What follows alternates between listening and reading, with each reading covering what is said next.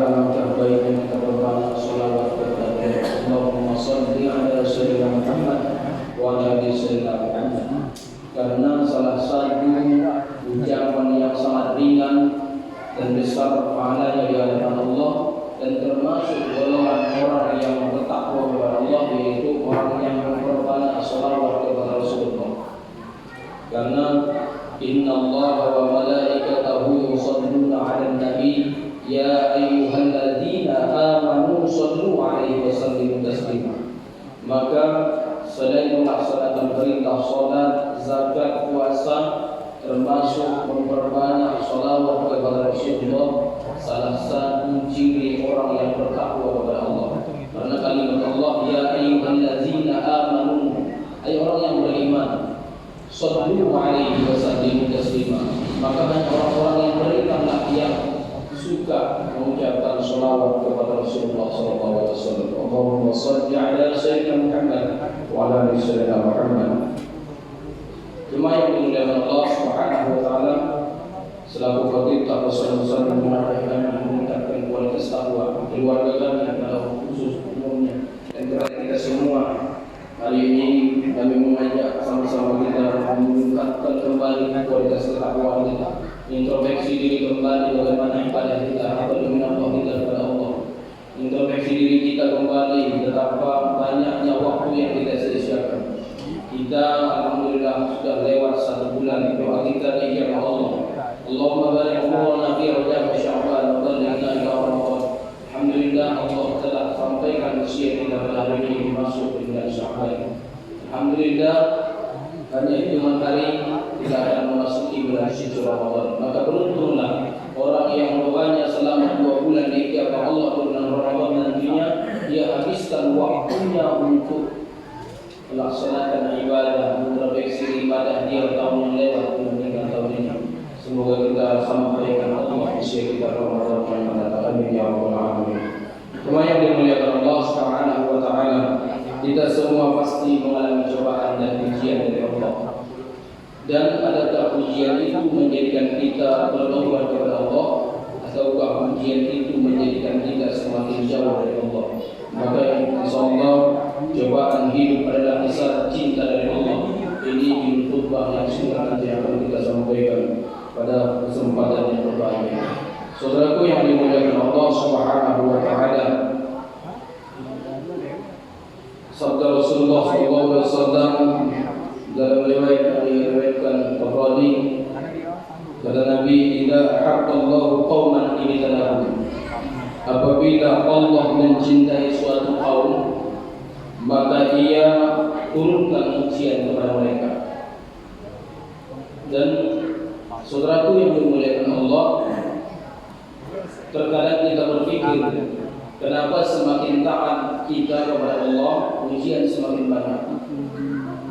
Dan ketahuilah saudaraku yang dimuliakan Allah, penyebab turunnya bala kepada kita baik pribadi ataupun kelompok, baik di negeri kita ini, di kampung kita ini, di kota kita ini, penyebabnya terlalu banyak dosa dan maksiat kita kepada Allah, terutama terlalu mudah meninggalkan ibadah sholat.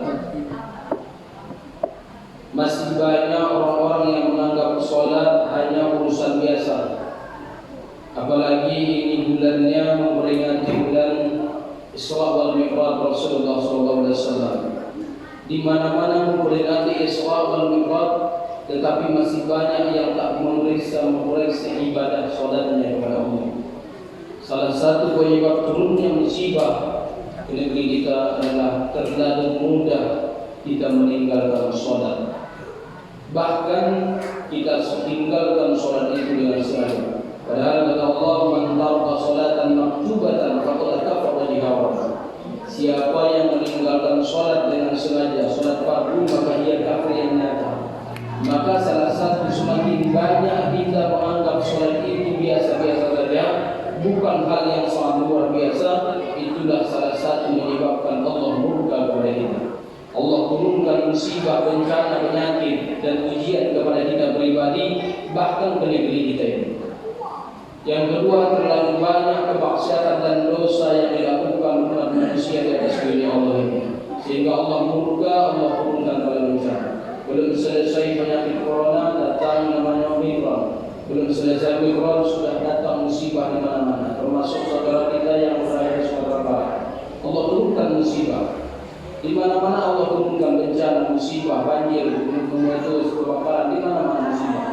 Adakah kita mengintrospeksi diri, ataukah ujian itu kita jadikan hal biasa? Karena Allah turunkan ujian itu berbagai cara. Ada kalanya Allah turunkan ujian itu menjadi meningkatkan derajat manusia itu. Ada kalanya Allah turunkan musibah dan ujian itu menjadikan musibah laknat bagi hambanya. Ada kalanya Allah turunkan ujian cobaan itu untuk melihat hamba tersebut adakah sabar menerima ujian tersebut. Ketika Allah turunkan ujian itu untuk meningkatkan derajat seseorang, maka sesuai sabda Rasulullah SAW, Inna ar-rajula la takunu lahu 'inda Allahi manzilatuhu wa ma yablughuha bi'amalin fala yazalu Allahu yubtalihi bima yaqrahu hatta yuballighu iyyahu. Sesungguhnya kata Nabi, seseorang benar-benar memiliki kedudukan yang tinggi di sisi Allah Subhanahu wa taala, namun dia tidak memiliki amalan yang dapat mengantarkannya ke dalam surga. Maka Allah terus-menerus mengujinya dengan sesuatu yang tidak disukainya, sehingga ujian itulah yang dapat mengantarkannya ke dalam kehidupan yang tinggi. Saudaraku yang dimuliakan Allah Subhanahu wa taala, kita tidak mengetahui amalan apa yang bisa meninggikan derajat kita di hadapan Allah. Tetapi dengan cara kita tetap menjaga ibadah kita dengan Allah, menjaga hubungan kita dengan Allah. Namun Allah terus-menerus memberikan ujian, cobaan, musibah, berbagai cara dengan Allah, berbagai cara Allah berikan kepada kita agar melihat hamba tersebut untuk mendapatkan kehidupan yang dia inginkan. Maka Allah datangkan berbagai cara, dengan cara-cara Allah mendatangkan musibah kepada kita. Saudaraku yang dimuliakan Allah, dalam hadis lain, "Ma yusibul mu'min min syarrin fama fawwa illa rafa'ahu Allah biha darajatan aw hattun 'anhu biha khati'atun."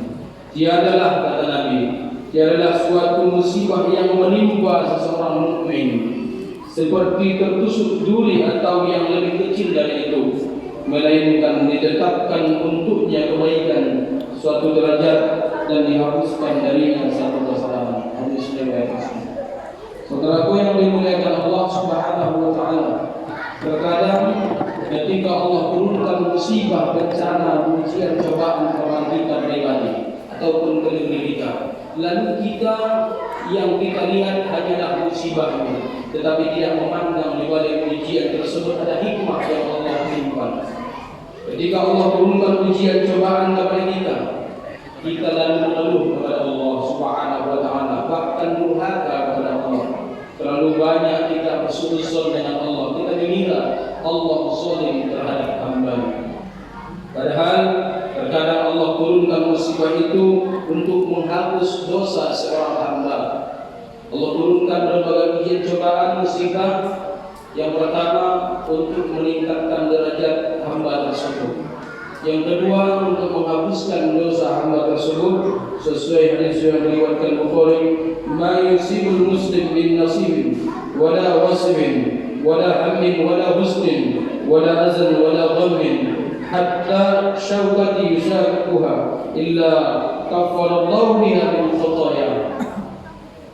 Tiadalah, kata Nabi, seseorang muslim ditimpa keletihan, ditimpa penyakit, kekhawatiran, kesusahan, gangguan, kesedihan, hingga duri yang menusuk dalam kakinya pun, melainkan Allah akan menghapuskan sebagian dari dosa-dosa.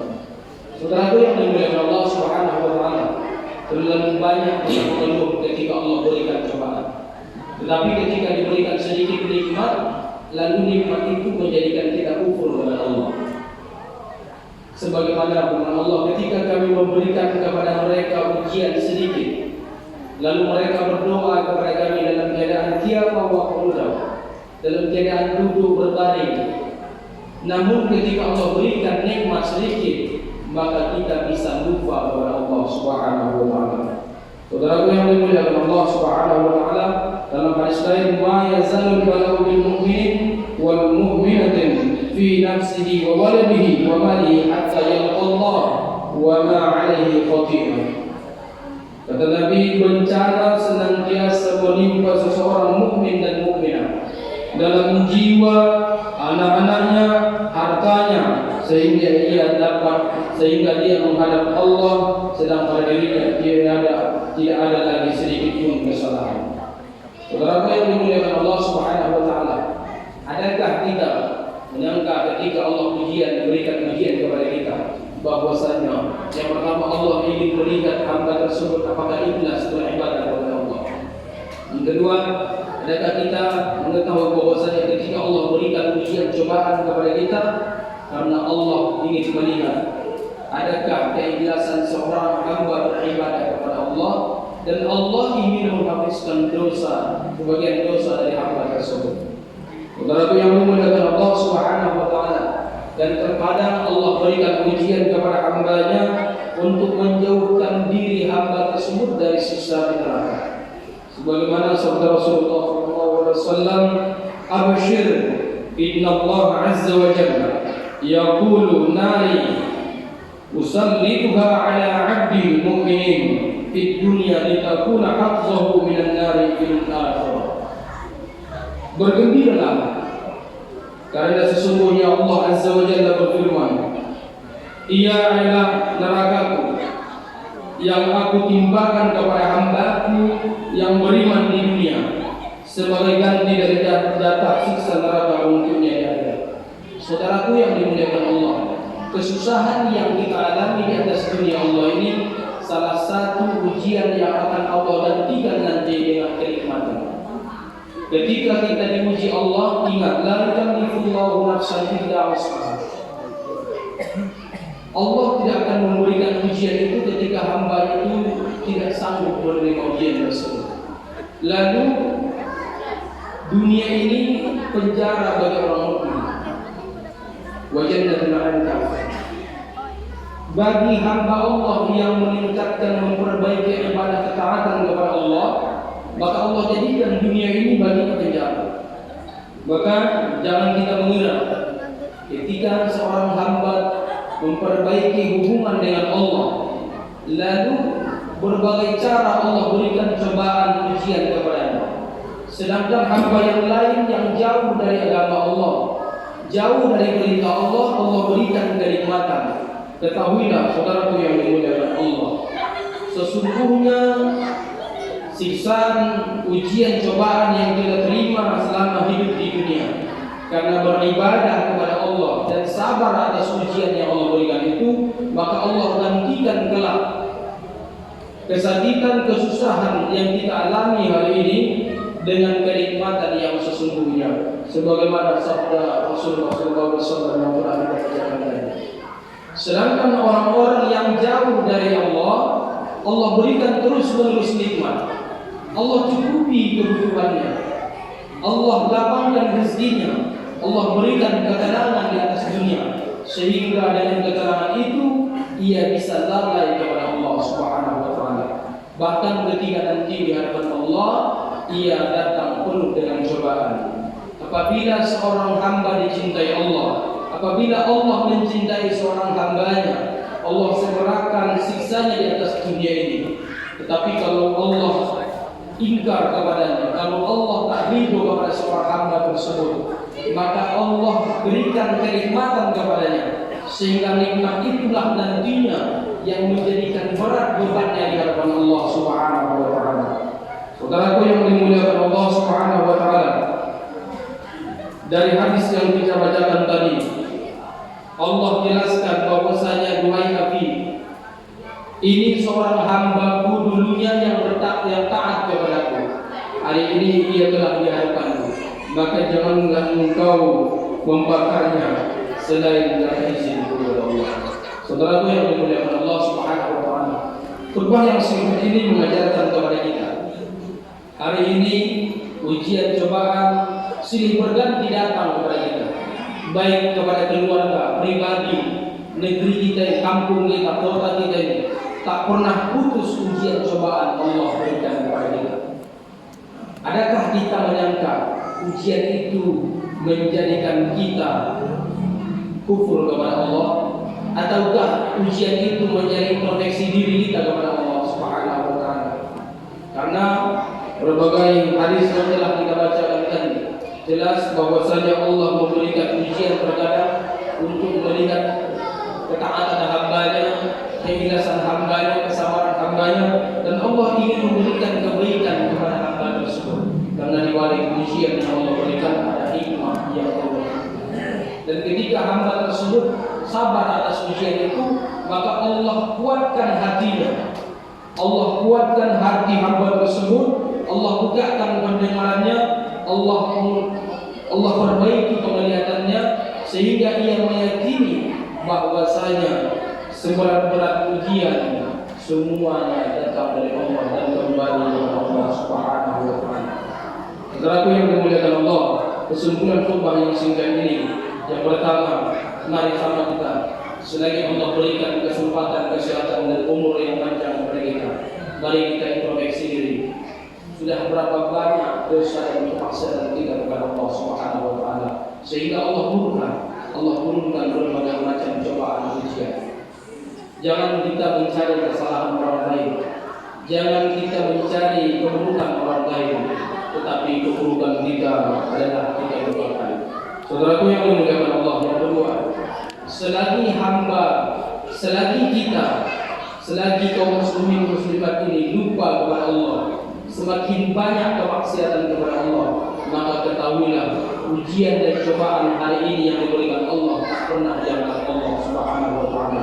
Tapi kalau kita memperbaiki hubungan kita dengan Allah dan beriman betul-betul kepada Allah, la fatahna 'alaihim barakatin minas sama'i wal ardh, maka Allah akan bukakan pintu keberkahan dari langit dan bumi sehingga kita mendapatkan karunia dari Allah Subhanahu wa taala. Yang terakhir, saudaraku yang dimuliakan Allah, kepada kita, mari sama kita memperbaiki ibadah kita, memperbaiki hubungan kita dengan Allah, dan mengajak keluarga kita dan mengajak saudara-saudara kita yang lain untuk segera bertobat kepada Allah Subhanahu wa taala. Bagaimanapun usaha, ikhtiar dan tawakal kita kepada Allah, tetapi kemaksiatan kita semakin banyak kepada Allah, ketahuilah Allah tidak akan mengangkat musibah dari negeri kita ini sebelum kita bertobat kepada Allah Subhanahu wa taala. A'udzubillahi minasyaitonir rajim. Bismillahirrahmanirrahim. Wal 'ashr. Innal insana lafi khusr illa alladziina aamanu wa 'amilus shalihati wa tawassaw bil haqq wa tawassaw bis sabr. Barakallahu li wa lakum fil Qur'anil 'azim wa nafa'ani wa iyyakum bima fihi min al-ayati wa dhikril hakim. Taqabbal minni wa minkum tilawatahu innahu huwas samiul 'alim. Aqulu qawli hadha wa astaghfiru innahu huwal ghafurur rahim.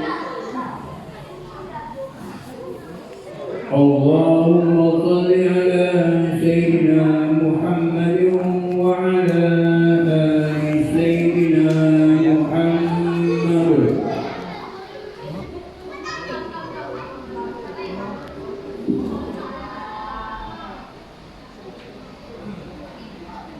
Alhamdulillahilladzi an'ama 'alaina bil iman wal islam.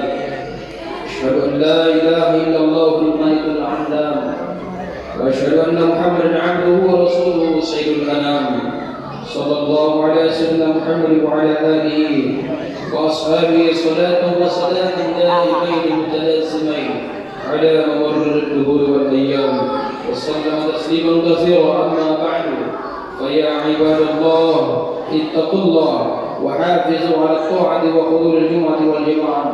وقال تعالى يا أيها الذين آمنوا إذا نودي للصلاة من يوم الجمعة فاسعوا إلى ذكر الله وذروا البيع ذلكم خير لكم إن كنتم تعلمون. وإذا قضيت الصلاة فانتشروا في الأرض وابتغوا من فضل الله واذكروا الله كثيرا لعلكم تفلحون.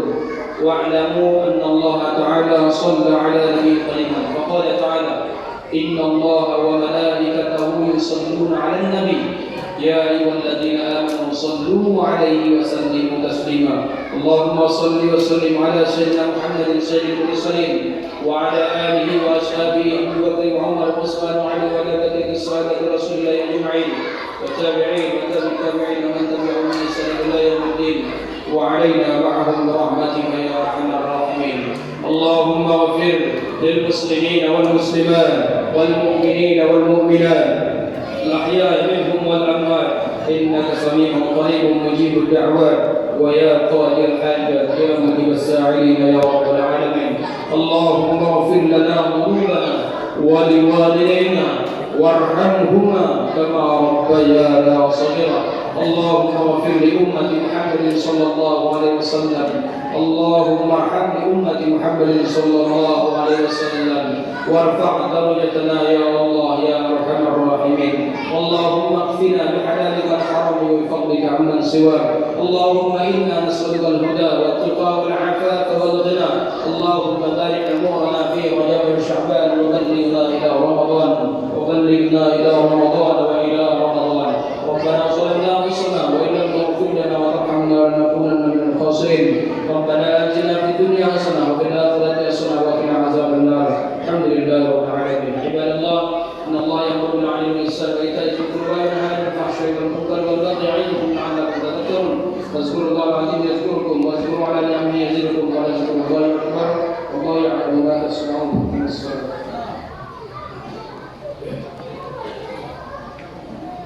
الله أكبر الله أكبر. أشهد أن لا إله إلا الله. أشهد أن محمدا رسول الله. حي على الصلاة حي على الفلاح. قد قامت الصلاة قد قامت الصلاة. الله أكبر الله أكبر. لا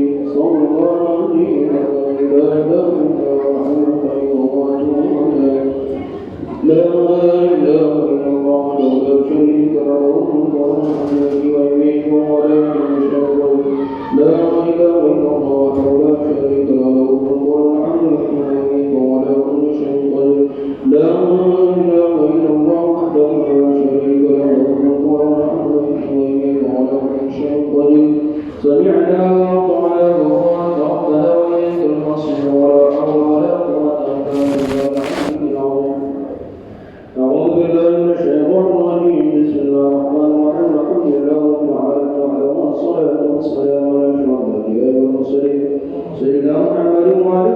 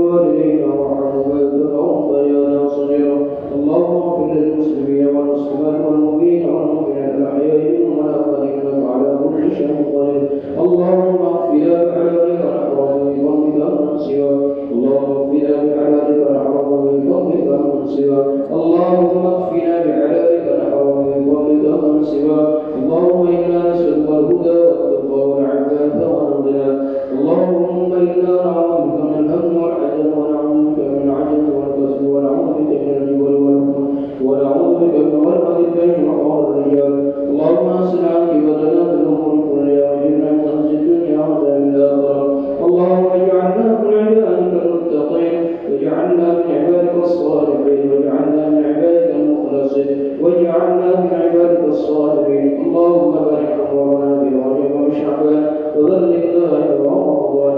اللهم يا ربنا هب لنا من ازواجنا وذرياتنا قرة اعين واجعلنا للمتقين اماما.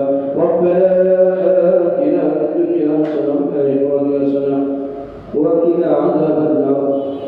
وصل اللهم وسلم عليه والحمد لله رب العالمين. تقبل الله.